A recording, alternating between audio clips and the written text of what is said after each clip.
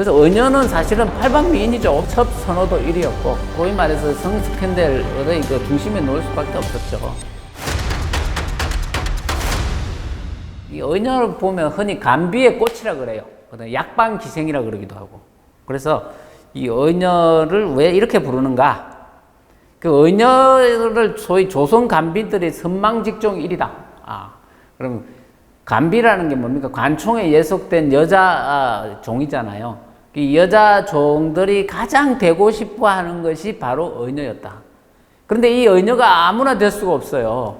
이 의녀는 말하자면 일종의 시험을 뽑아서 뽑고 그 뒤에도 뽑힌 다음에도 계속 공부를 잘해야 돼요.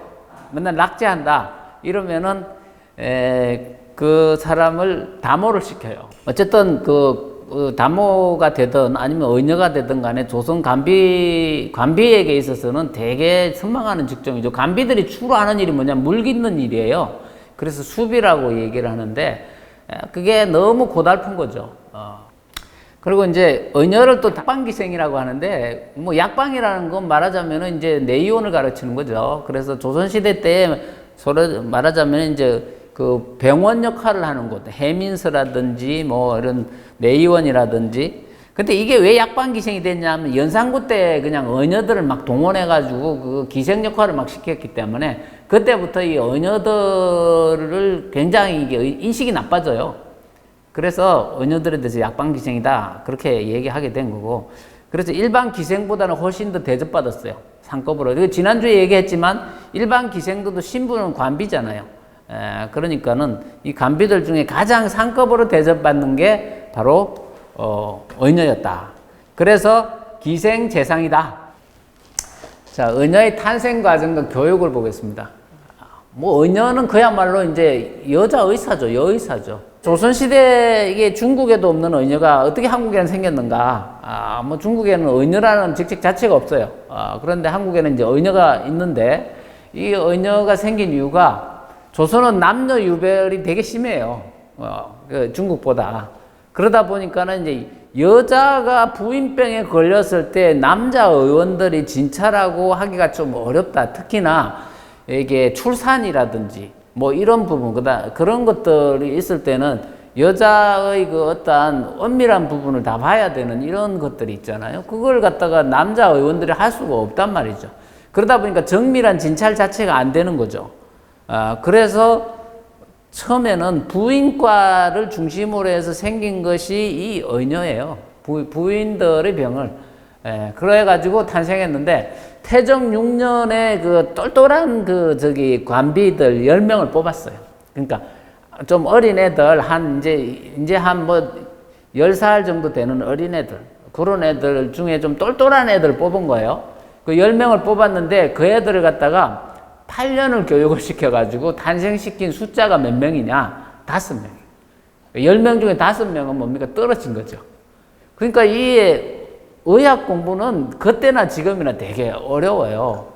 그런데 조선 중기에 이르러고 보면 되게 의녀의 숫자가 얼마나 됐느냐 하면 한 300명 정도 이렇게 있었어요.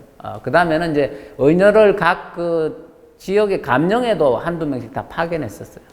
그래서 의녀가 굉장히 많이 늘었죠. 초창기에 저렇게 태종 6년에 시작된 그 10명을 선발한 것을 시초로 해가지고 조선의 의녀대도라는 게 굉장히 확대되고 의녀의 수가 굉장히 많이 늘어났다. 그리고 간비들 중에 좀 똘똘한 아이들은 의녀가 되기 위해서 굉장히 애를 썼다. 그래서 이 의녀들은 주로 이제 어디서 교육을 시켰냐면은 초기에는 이제 재생원이라고 해가지고 조선의 의학을 관장하는 기관이 있었어요. 근데 이게 나중에 전의감으로 바뀌어요. 그래서 전의감에서 이제 전체적인 어떠한 교육을 하고, 그리고 이게 이제 해민서라든지 여기서 교육하고 할인원이라든지 뭐 할인서죠.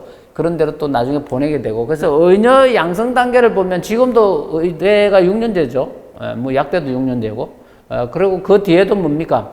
뭐 수련의 과정이 있고 전문의 과정이 있고 그렇게 해가지고 한 거의 10년 정도 하죠. 그런 것처럼 이 당시에도 초학위 가는 과정이라 그래가지고 3년을 해요. 이 3년을 지내가지고 통과를 하면 이제 간병의가 돼요. 간병의녀죠. 그러니까 이때부터는 뭡니까? 의원을 도와가지고 간호사 역할을 해요. 간호사 역할을 하고 이런 기관들이 이제 좀 지나게 되면은 내의녀라 그래가지고 소위 궁궐 안에서의 여의 생활을 하죠. 그래서 이제 이때부터는 솔직히 소위 이제 의사가 된 거죠. 그 다음에 이 의녀는 또 궁녀하고 달리 결혼을 할 수가 있죠. 그래서 그 유부녀가 된 다음에 이제 출퇴근을 하는 거죠.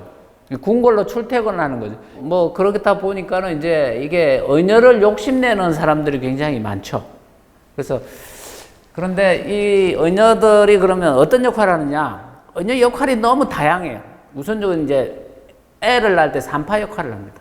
말하자면은 왕실에서 애를 낳거나 이러면은 의녀가 반드시 필요하죠.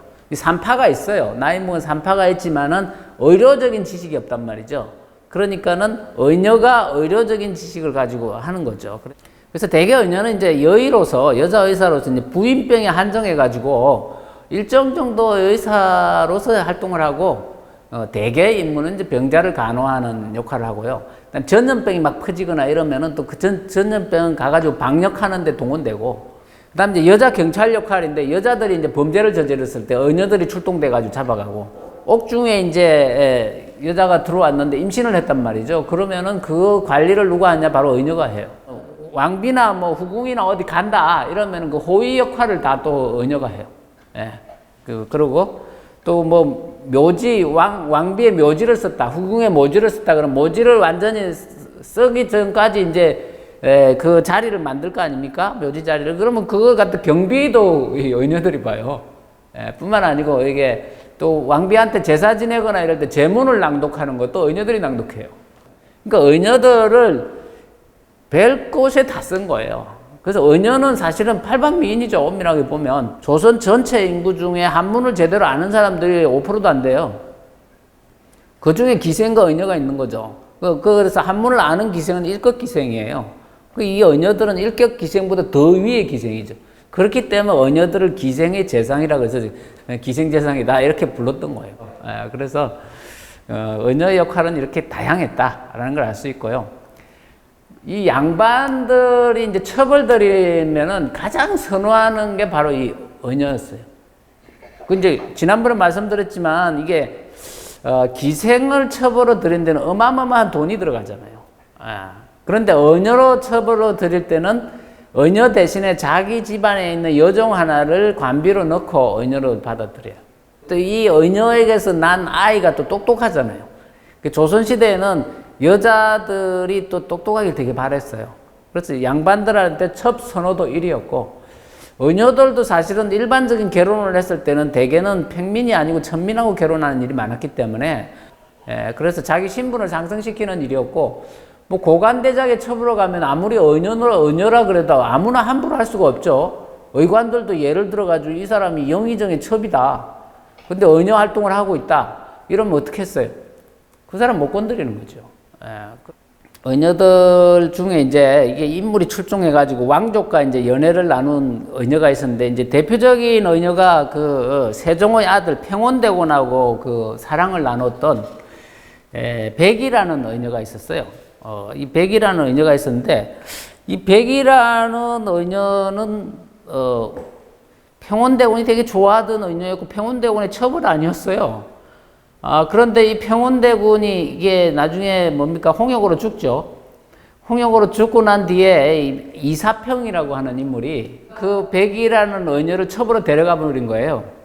그러니까 세종이 나중에 그 사실을 알고 열받아가지고 내 아들이 좋아하던 의녀였는데 네가 감히 왕실의 인척으로서 걔를 데리고 가? 뭐 이랬던 거죠. 그렇기 때문에 이사평을 쫓아내버려요. 관직에서. 내쫓아버리고, 그 다음에는 백이하고 헤어져라. 이렇게 세종이 열받아가지고, 그 세종이 뒤끝이 센 거죠. 사실은 그럴 이유가 사실 없는 거예요. 이 사람이, 이 여자가 지금 현재 평원대군의 첩도 아닌데, 그렇게까지 했다.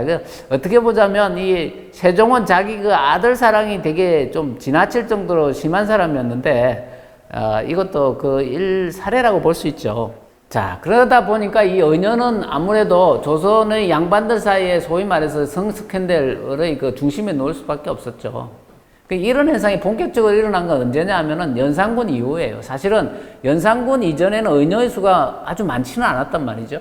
그러니까 의녀가 굉장히 귀하던 시절이라서 그 의녀의 성스캔들이라는 게 많이 일어날 수가 없었는데 이게 이제 뭐 성종대 이후 되면 이제 의녀의 수가 몇백 명씩 되니까 굉장히 많이 늘게 되고, 그 다음에는 이 의녀가 아무래도 조금 더 자유로운 여자들이죠. 일반 여인들보다는 자유롭고, 그 다음에는 남자들을 많이 상대하잖아요.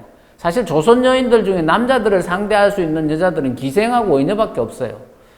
그렇기 때문에 이 의녀를 굉장히 뭐랄까 쉬운 상대로 본 거죠. 근데 이런 의녀만 있는 게 아니라 이 의술로서 이름을 남긴 의녀들이 있죠.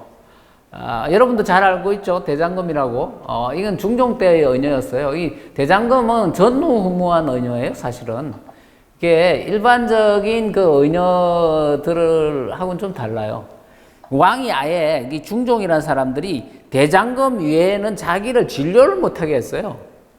이 중종이라는 사람이 약간 그 어느 정도는 그 사람에 대한 의심성이 좀 있고, 그 다음에 약간은 그 뭐랄까요, 항상 불안감에 시달렸거든요. 왜 그러냐 하면은 이게 중종이라는 사람이 왕이 오르기 전에 연산군이 자기 죽일까봐 엄청나게 두려워했어요. 그런 어떤 인물이었기 때문에 의원들을 잘 믿지 않았는데 유독 이 대장금에 대해서는 굉장히 믿고 신뢰하고, 그래서 죽을 때까지도 대장금만 이 중종을 갖다가 이렇게 보살필 수 있었고요. 약 중에 똥물이 있어요. 이게 똥을 갖다가 삭힌 똥을 띄워가지고 그것을 걷어가지고 그걸 같이 뜨거운 물에 띄워서 약으로 쓰는 게 있는데, 중종이 그것도 먹은 사람인데 대장금이 그걸 먹였던 것이죠. 그러니까 대장금을 그만큼 믿고 의존했던 거죠. 그래서 중종이 죽기 전까지도 죽는 상황을 제대로 본 사람 대장금 한 사람뿐이에요. 그러니까 이 대장금은 의녀 중에서도 굉장히 독특한 인물이었다라는 걸 알 수 있죠.